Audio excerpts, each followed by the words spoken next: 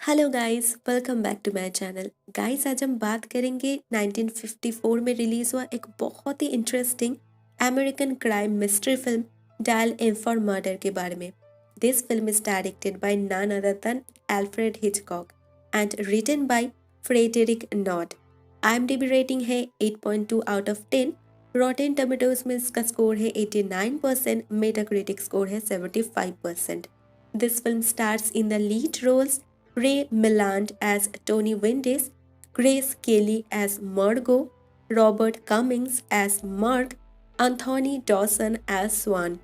ये कहानी है टॉनी विंडिस की, जो एक प्रोफेशनल इंग्लिश टेनिस प्लेयर है और उन्होंने शादी किया है एक बहुत ही अमीर लड़की मार्गो से। बीवी को खुश करने के लिए शादी के बाद उस बेचारे ने अपना प्रोफेशन तक चेंज कर लिया और वो भी टेनिस खेलना छोड़कर स्पोर्ट्स इक्विपमेंट बेचता है। देखने में तो वो लोग एक लवी डवी कपल लगते हैं, लेकिन कुछ भी ठीक नहीं है। उन दोनों के बीच काफ़ी डिस्टेंस है और काफ़ी सीक्रेट्स भी। हमें पता चलता है टॉनी से पहले मार्क हैलिडे नाम के एक व्यक्ति के साथ मार्गो का अफेयर चल रहा था, लेकिन जब मार्क 1 साल के लिए यूएस चले गए तो उन लोगों ने ब्रेकअप भी कर लिया था। मार्गो के पास जितने भी लेटर्स थे उसने सब जला दिया ताकि किसी को कुछ भी पता न चले। लेकिन अभी प्रॉब्लम ये है कि मार्गो को पता चला है उसने सब लेटर्स जला नहीं पाई क्योंकि एक लेटर मिसिंग है। किसी ने उस लेटर को चुरा लिया है और अभी वो मार्गो को ब्लैकमेल कर रहा है। उस लेटर के बदले में ब्लैकमेलर को 50 पाउंड चाहिए। Isn't it strange? सिर्फ 50 पाउंड के लिए कौन इतना मेहनत करेगा? एनीवेज, मार्गो पैसा दे देती है, लेकिन वो चिट्ठी उसे कभी भी वापस नहीं मिलती। इसी बीच मार्क भी लौट आते हैं और मार्गो उसे सब कुछ बताती है ताकि वो कुछ सोल्यूशन निकाल पाए, किसी तरह से उस चिट्ठी को ढूंढ पाए। लेकिन मार्क का इंटेंशन तो कुछ और ही है। वो सजेस्ट करता है टॉनी को सब कुछ बता देना चाहिए। उससे ये होगा कि टॉनी मार्गो को डिवोर्स दे देगा। उसके बाद वो दोनों फिर से एक साथ रह पाएंगे। लेकिन मार्गो टॉनी से प्यार करती है। वो उसे कभी भी हर्ट नहीं करना चाहती, तो वो मना कर देती है। लेकिन उसे क्या पता, टॉनी को ऑलरेडी इस अफेयर के बारे में पता चल चुका है और उसने ही वो लेटर चुराया था। उसे पैसा नहीं चाहिए था, वो सिर्फ इतना देखना चाहता था कि वो लेटर मार्गो के लिए कितना इम्पोर्टेंट है, इसीलिए उसने उतना कम अमाउंट मांगा था। वो उन दोनों पर काफ़ी दिनों से नज़र रख रहा था और अभी उसने एक बहुत ही खतरनाक डिसीजन लिया है। वो मार्गो को मारना चाहता है। इससे वो अपना रिवेंज भी ले पाएगा और मार्गो का सारा पैसा उसे मिल जाएगा।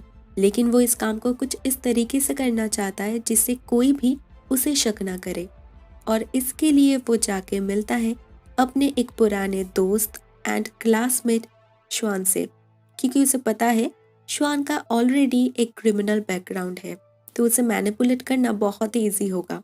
वो श्वान से कहता है, तुम अगर मेरा ये काम कर देते हो तो मैं तुम्हें 1000 पाउंड दूंगा।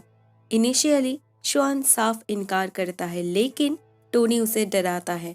वो कहता है श्वान अगर ये काम नहीं करेगा तो वो पुलिस के पास जाकर उन्हें ये बताएगा कि मार्गो को ब्लैकमेल श्वान कर रहा था और उसका तो ऑलरेडी एक क्रिमिनल बैकग्राउंड है, तो पुलिस ज़रूर टोनी के बातों पर बिलीव करेगी। श्वान सच में डर जाता है और डर के मारे वो ये काम करने के लिए राजी भी हो जाता है। अभी टोनी उसे अपना प्लान बताता है। प्लान ये है कि कल टोनी एक पार्टी में जाने वाला है, तो मार्गो घर पर अकेली होगी। जाने से पहले टोनी मार्गो के पास जो चाबी रहता है उसे लेकर फ्लैट के बाहर कारपेट के नीचे छुपा देगा। श्वान को उस चाबी से दरवाज़ा खोलना है और चुपचाप फ्लैट के अंदर जाकर परफेक्ट टाइम के लिए वेट करना है। ठीक 11 बजे टोनी घर के लैंडलाइन पर फ़ोन करेगा और जब मार्गो फ़ोन रिसीव करने बाहर आएगी तभी श्वान को उसे मारना है। इसके बाद उसे गार्डन वाले फ्रेंच डोर्स खुला छोड़ना है और उसी फ्रंट डोर से बाहर जाना है। कारपेट के नीचे वो चाबी रख देना है और वहाँ से भाग जाना है, ताकि पुलिस को ऐसा लगे कि फ्रेंच डोर से कोई चोर आया था। लेकिन अचानक मार्गो के आ जाने से वो डर गया और मार्गो को मारकर कुछ चोरी किए बिना ही वहां से भाग गया। टोनी तो पार्टी में होगा, कई सारे विटनेस भी होंगे, तो उसे तो कोई भी शक नहीं करेगा। लेकिन सब कुछ कहाँ प्लान मुताबिक चलता है। नेक्स्ट डे मार्गो सिनेमा जाने की प्लान बनाती है। टोनी बहुत ही मुश्किल से उसे घर पर रहने के लिए मनाता है। वो कहता है प्लीज तुम घर पर ही रहो और पुराने पेपर से मेरा कुछ फोटोग्राफ्स काट के रखो। मार्गो मान लेती है और वो पिक्चर्स भी काट के रखती है। कुछ देर बाद उसे टायर्डनेस फील होता है तो वो सोने चली जाती है, लेकिन वो सीजर्स जिससे वो पेपर्स काट रही थी वो फोन के पास ही रह जाता है। उधर श्वान भी आ चुका है और अभी सिर्फ सिग्नल मिलने की देरी है, लेकिन पार्टी में पहुंचकर टोनी कॉल करने में लेट कर देता है। 11 बज चुका है। श्वान भी जाने ही वाला था, तभी फोन रिंग होता है। मार्गो फोन रिसीव करती है और उसी वक्त पीछे से श्वान आके हमला कर देता है, लेकिन मार्गो खुद को बचाने के लिए उसी सीजर से श्वान को जान से मार डालती है और ये सब कुछ टोनी सुन लेता है क्योंकि फोन तब भी चल रहा था।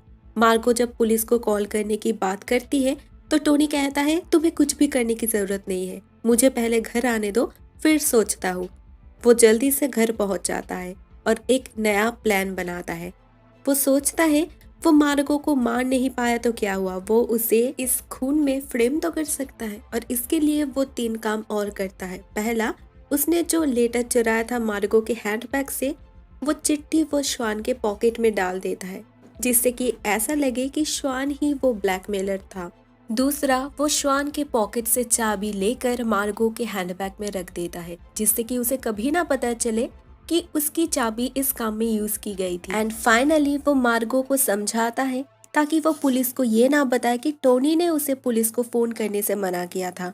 नेक्स्ट डे पुलिस आती है। Chief investigator Hubert Tony and Margo दोनों से ही बात करते हैं, लेकिन बेचारी मार्गो नर्वस हो जाती है और कुछ कन्फ्लिक्टिंग स्टेटमेंट्स दे देती है जिससे पुलिस को उस पर शक होता है।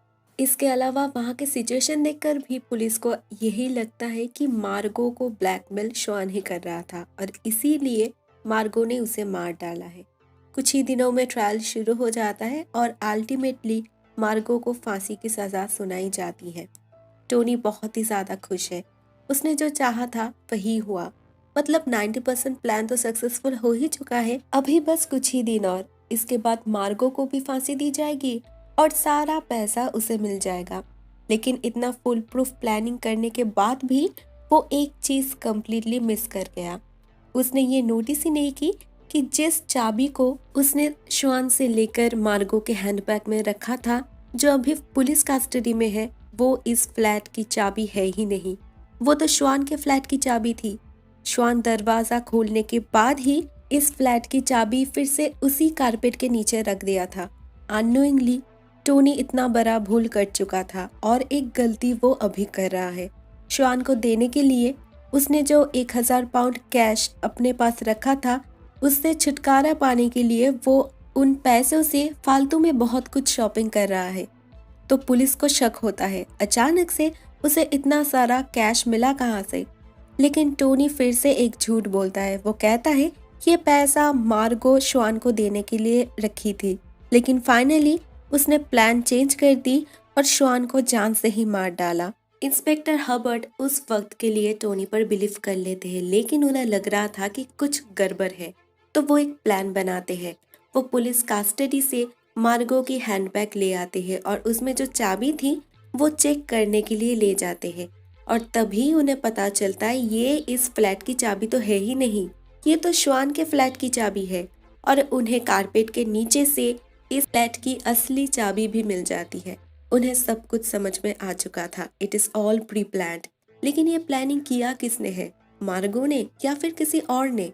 नेक्स्ट डे इंस्पेक्टर फिर से टोनी से मिलने जाते हैं और लौटने के समय वो इंटेंशनली टोनी के रेनकोट पहन लेते हैं क्योंकि उन्हें पता था इसी रेनकोट में वो चाबी रखता है और वहां पर अपना रेनकोट छोड़ देते हैं। थोड़ी देर बाद टोनी उसी रेनकोट पहनकर बाहर जाता है और उसके जाने के बाद ही इंस्पेक्टर हबर्ट और मार्क इस फ्लैट में जाकर छुप जाते हैं क्योंकि मार्क को भी जानना है असली दोषी कौन है। पहले से ही उसे टोनी पर शक था। इंस्पेक्टर भी जानते हैं किसने क्या किया है और अभी सिर्फ साबित करना बाकी है। उधर इंस्पेक्टर के कहने पर मार्गो को छोड़ दिया जाता है। वो फ्लैट तक तो पहुंच जाती है, लेकिन जब वो दरवाजा खोलने की कोशिश करती है दरवाजा नहीं खुलता। उसे तो पता ही नहीं है ये उसकी नहीं श्वान के फ्लैट की चाबी है। वो बेचारी बहुत देर तक वेट करती है। जब इंस्पेक्टर श्योर हो गए कि मार्गो को कारपेट के नीचे रखा चाबी के बारे में कुछ भी नहीं पता, तो उन्होंने ही दरवाजा खोल दिया। उस हैंडबैग को चाबी के साथ फिर से थाने में भेजा गया और अभी टोनी की बारी है। देखना ये है कि वो क्या करता है।